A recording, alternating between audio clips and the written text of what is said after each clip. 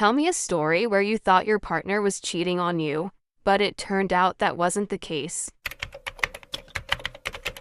The secret affair, that was just fantasy football. So, I was absolutely sure my boyfriend was cheating on me. Like 100% CSI Miami level convinced. It started subtly. He started being weirdly protective of his phone. You know the drill. Tilting it away when texting, huffing nervously when I glanced too close, screen always magically black when I walked by. And then there were the odd hours, getting up at midnight to check something or make a quick call. That's not normal. That's cheating behavior, right?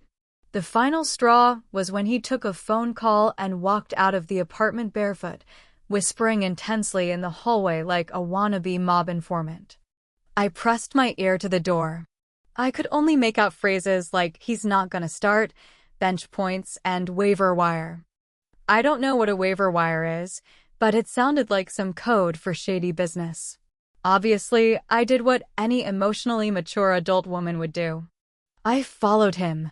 Yes, I put on flip-flops, a hoodie, and followed him on foot to a little bar 2 blocks down. I peered through the window like an actual spy and spotted him laughing with a group of other guys huddled around phones and laptops like nerds at a tech convention. I marched in, adrenaline in full swing, ready to expose his lies. And that's when it happened. As I stood at the bar, gearing up for confrontation, one of the guys shouted, "Dude, you picked up Chubb? He's on IR." My boyfriend threw his head back. Groaning, I panicked. I thought he'd recover. I blinked. My brain didn't process. Chubb wasn't a stripper's name. IR wasn't some underground club. It was football. I felt a cold wave of horror wash over me. I was the drama. Turns out, he'd joined a high-stakes fantasy football league with coworkers. The prize pool was ridiculous. He hadn't told me because once, early in our relationship, I made some offhand joke about football being caveman chess for men who never emotionally evolved past high school. So he thought I'd make fun of him and kept it secret. Worse, he had been winning. Secret spreadsheets, trade analysis, podcasts with names like Gridiron Gurus. He even subscribed to a paid newsletter. I was livid. Not at the secrecy, but because I could have helped. I aced statistics in college. When we got home, I apologized, he apologized, we laughed, and then I made him show me his team roster. Spoiler, it was trash. Sorry, babe. Moral of the story? Ladies, if your man is acting sketchy, he might not be cheating. He might just be trying to draft the perfect running back. Also, waiver wire is not a brothel. It's just fantasy football. God, I'm never living this down. I thought he had a secret family. Turns out it was just a dog. So I never thought I'd be that girlfriend. You know, the one who checks your location when you're 5 minutes late or Googles how to tell if your partner has a secret second life. But, dear internet, desperation does things to a woman. And when my boyfriend started disappearing every Wednesday night, like clockwork, I spiraled. It started small. We'd be watching a show or mid-dinner, and he'd suddenly check his phone, mutter something about needing to take care of something, and just leave. For 2 hours. Every week. Same time. Same vague excuse. At first, I respected his privacy. I figured maybe it was a gym thing or a guys group he was shy about. I even asked casually what he was up to. He'd just smile and say, "Just errands." Boring stuff. Okay, fine. But then he started dressing a little nicer on Wednesdays. Not suit anti-fancy, but intentional. Cologne. Clean shoes. Fresh haircut? That's when my brain started playing the greatest hits of "he's definitely cheating." Like, who gets this pressed for errands? I vented to my friend group, naturally. Group consensus? He's either cheating or moonlighting as a magician. One friend even suggested he might be leading a cult. I was starting to lean towards secret family. There was a specific sadness in his eyes some days, like he was harboring a big truth. And then, oh God, one Wednesday I decided to follow him. Yes, I became a full-on rom-com disaster character. I parked a block away, wore sunglasses even though it was cloudy, and trailed him like a wannabe detective. He drove to this little suburban neighborhood on the edge of town. Cute houses, trees. Not suspicious, but why here? He parked, walked up to a blue house, and knocked. My heart was doing gymnastics. Was a woman about to open that door? Was a toddler going to scream, "Daddy"? Nope. The door opened, and out waddled a dog, a fat, very old golden retriever. It barked excitedly, and he immediately bent down, wrapped his arms around it, and kissed its freaking forehead. I stood there, stunned, crouched behind a hedge like an idiot. For the next 15 minutes, I watched him sit on the porch with this dog like they were two war veterans catching up on life. He rubbed its belly. He talked to it. At one point, he pulled out a Tupperware container. He brought chicken and fed it by hand. I didn't know whether to sob or laugh. I did both. Quietly. Into my hoodie. Eventually, the door opened again, and a woman stepped out. Mid-30s. She looked normal. Friendly. They talked briefly, no touching, no lingering stares. Then he kissed the dog again, stood up, and walked back to his car. And me? I crouched lower like a terrified raccoon. Because how do you confront your boyfriend for cheating when his side piece is a golden retriever named Kevin? I waited a whole 24 hours before saying anything, which in girlfriend time is basically monk-level restraint. But the curiosity and low-key guilt was eating me alive. So over pancakes the next morning, I went for it. So I said, stabbing a blueberry like it owed me money, "I've noticed you go somewhere every Wednesday night." He froze mid-chew.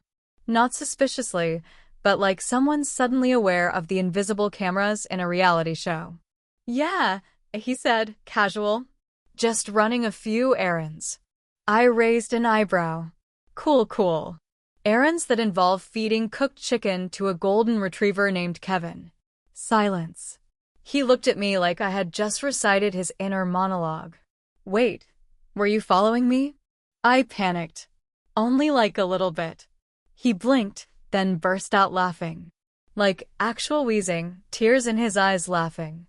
Which, honestly, not the reaction I expected. I thought we were about to have a DTR, define the retriever moment. When he finally calmed down, he said, "Okay, I owe you a real explanation. But first, please know I wasn't hiding anything bad. I just didn't know how to bring it up without it sounding insane." Apparently, Kevin wasn't just any dog. He was his ex-girlfriend's dog. They had adopted Kevin together years ago, but when they split, she got custody. Kevin, already getting old, didn't take it well. He stopped eating, stopped walking. She took him to the vet, and everything came back fine, just severe depression. The only thing that worked? My boyfriend visiting. His voice, his smell, something about him snapped Kevin back into gear like some emotionally fragile dog ghost. He started eating again. Started walking again. Like some Disney movie-level miracle. So, every Wednesday, he brought Kevin chicken and sat with him for an hour or two. The ex worked late that day, so it was just him and the dog. He said he didn't tell me because, quote, "Who the hell wants to hear their boyfriend still visits their ex's dog every week?" Honestly? Me. I want to hear that. Because as weird as it was also beautiful. Pure. Kind. Weird as hell. But beautiful. I cried. Not like sobbing, but one of those single-tear situations where you try to pretend you're fine, but you're clearly not. He looked confused. "Are you mad?" "No," I sniffled. "I just thought you were cheating on me. But instead, you're emotionally supporting a golden retriever named Kevin." We ended up laughing until the pancakes were cold. Now, every Wednesday, I ask how Kevin is doing. Sometimes I even send treats. We're planning to adopt a dog together soon. I told him if it ever starts acting depressed, I'm checking his browser history. And if anyone out there thinks love is dead, I'd like you to know, it's not. It just sometimes wears fur and responds only to one man's voice. The mystery woman in his bed was my mannequin. Okay, so I'm a fashion design student. Which means, yes, I own a full-size dress form. You know, one of those faceless torso mannequins that looks like a crime scene prop. Her name is Jessica. She wears my prototypes. She's quiet, supportive, and has better posture than me. Anyway, I was supposed to be out of town for a 4-day workshop. My boyfriend, who is not in fashion, he thinks a French tuck is a sandwich, had the apartment to himself. Before I left, I teased him, joking that he was probably too happy to be rid of me, that he never even missed me when I was gone. He gave me the classic, "You know I love you" look, kissed my forehead, and sent me on my way. Fast forward to day 3. The workshop ended early, so I caught an earlier flight home. I didn't tell him, wanted to surprise him. Cute, right? No, it was not cute. It was a full-on soap opera. I get home around 8 p.m. and the lights are off. Quiet. His car's outside. So I tiptoe inside like a ninja girlfriend. I'm thinking, he's asleep. I'll jump into bed and snuggle him like a surprise burrito of love. I get to the bedroom. And there it is. A silhouette. Someone else is in bed with him. A curvy female figure under my blanket. My side of the bed. I see his messy hair poking out from the other side, blissfully unaware that his entire relationship is about to explode in slow motion. Cue rage. I didn't scream. I didn't cry. I grabbed the only weapon in arm's reach, a 2-liter bottle of Coke Zero I picked up at the airport, and launched it like a grenade. Lit off. A tsunami of brown fizz exploded onto the bed. He shot up like a vampire in sunlight, sputtering and shouting, "What the hell?" And then, the woman didn't move, because it wasn't a woman. It was Jessica, dressed in my oversized hoodie and yoga pants, artfully tucked under the covers like some mannequin Houdini. The blanket slipped, and her blank, headless neck stared me down like I was the crazy one. Silence. I dropped the bottle. He stared at me. I stared at her. She stared into the abyss. Then he burst out laughing so hard he fell off the bed. Through wheezes and gasps, he explained, he got lonely and wanted to prove a point. So he dressed up Jessica, tucked her in, and cuddled with her for dramatic effect. Her new name? Flat Jessica. Because she's emotionally supportive, unlike me, his words sarcastic. I apologized. He apologized. We changed the sheets. And now Flat Jessica lives in the closet. I still flinch when I see her. Lesson learned. Never surprise a boyfriend with a mannequin mistress. Also, Coke Zero stains cotton. Just in case anyone was wondering. I was sure he was texting his ex. He was texting my mom. I will start by admitting, I snooped. I fully snooped. I know it's wrong. I know trust is important. Blah, blah, blah. But I saw a notification pop up from someone saved in his phone as BG 2 hearts, and my inner FBI agent activated. BG 2 hearts? That's either baby girl or a woman named Brittany G. Either way, it did not scream, just a coworker. So, like any rational adult who is spiraling on a Tuesday, I waited until he fell asleep and checked his messages.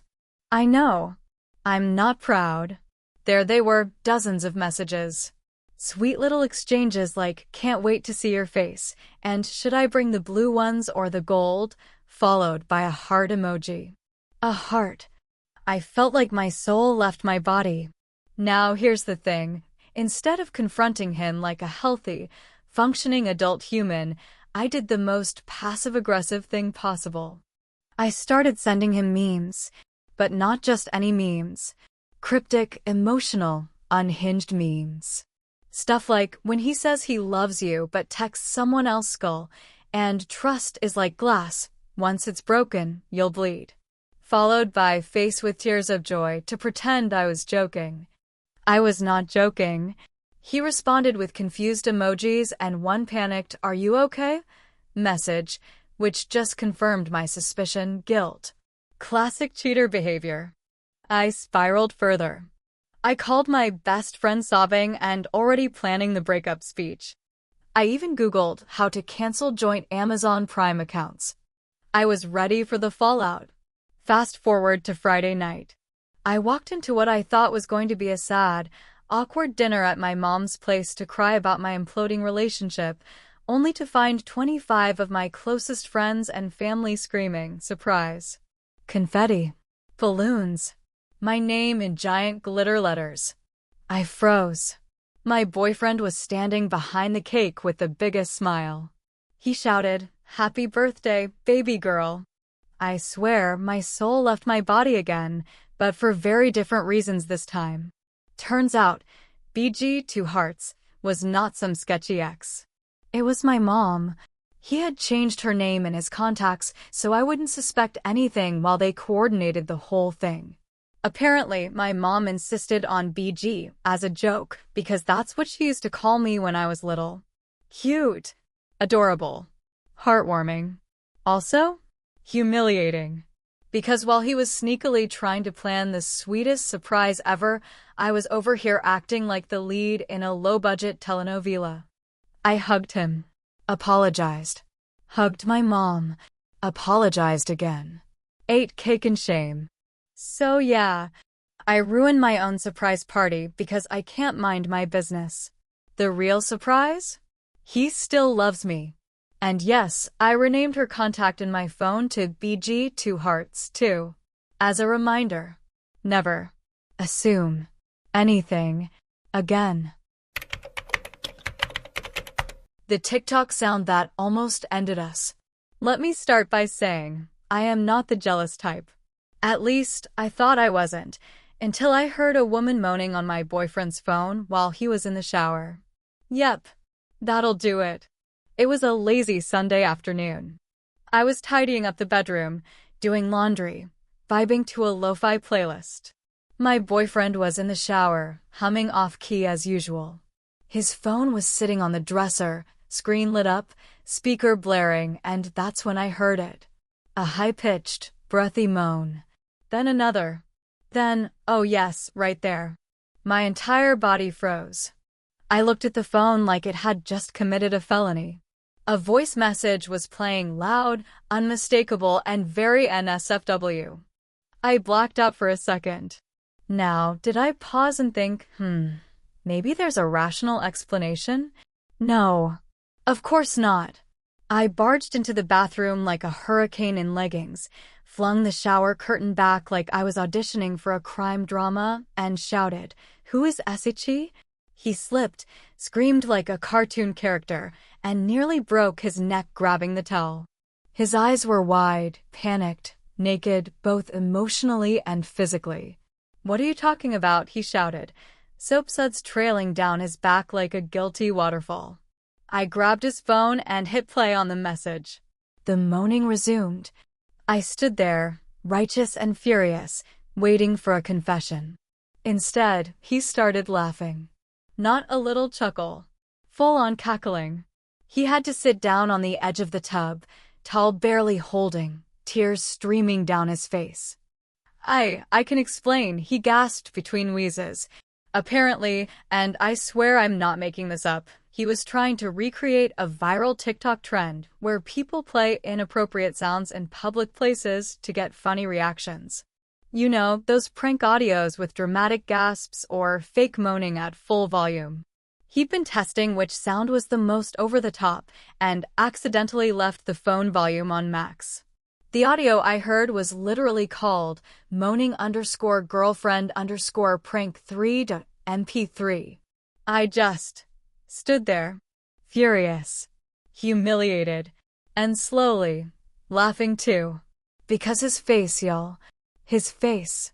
He looked like a toddler caught stealing cookies while simultaneously auditioning for a soap opera. After I calmed down and stopped threatening to burn his phone, he begged me to help him film the actual prank video. We went to Target the next day and blasted the moaning audio in the candle aisle while I filmed people's reactions.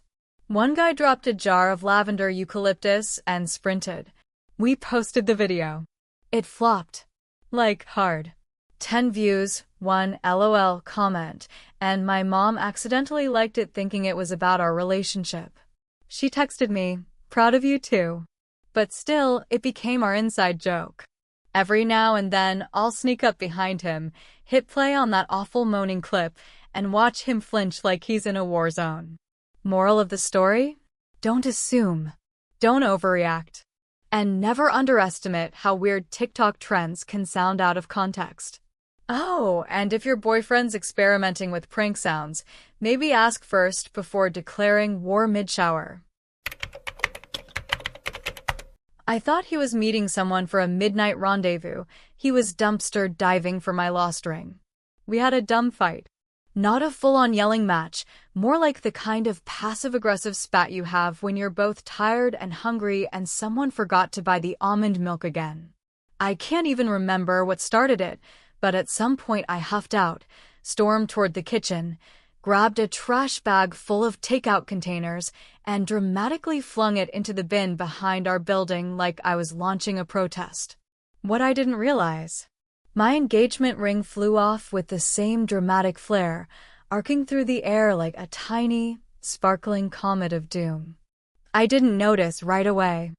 I just sulked on the couch, binge-watching baking fails and plotting whether or not to accidentally delete his saved Mario Kart data.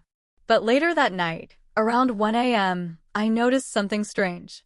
He was tiptoeing out the front door, in jeans, and a hoodie, and sneakers with real laces, which he only wears when something's serious. I know my man. That was not going for a walk attire. That was, I'm definitely sneaking around energy. I sat up straight like a meerkat. He didn't take his phone. He didn't say anything. He just left. So, naturally, I followed him. Like a totally stable, emotionally grounded partner. I threw on my own hoodie, my most silent pair of flip-flops, yes, that's a thing, and trailed him through the shadows like I was starring in a bad rom-com remake of Mission Impossible. I expected the worst. A secret lover. A weird side hustle. Maybe a weird lover and a side hustle. What I did not expect: to find him elbow-deep in our building's communal dumpster, whispering things like, "Come on, baby, where are you?" and muttering to himself like a raccoon on a pilgrimage. I stood there, watching this man I loved, this 6 feet 2 inches, normally very hygienic human, dig through burrito wrappers and half-eaten pizza crusts, looking like Oscar the Groucho's long-lost cousin. And then I saw it. The glint. He found it. My ring. He held it up like Gollum discovering the One Ring, let out a victorious yes, and immediately gagged when a chicken bone fell from his sleeve. That's when I couldn't take it anymore. I laughed. So loud he jumped, nearly slipped, and hit his head on the dumpster lid. "How long have you been watching me?" he wheezed, pulling himself out like a wet cat. "Long enough to know I'm marrying an actual trash panda." He wiped his hands on his jeans, gross, and walked over, holding the ring like it was made of diamonds and dignity. I noticed it was missing after the fight. I figured it must have flown off when you threw the trash. I couldn't sleep. Reader, I married him. Yes, he smelled like expired curry and defeat that night, but my ring was back, and my heart was full. Moral of the story? If he's sneaking out at midnight, he might not be cheating. He might just be doing something profoundly gross and romantic. Love is weird. Sometimes it dumpster dives.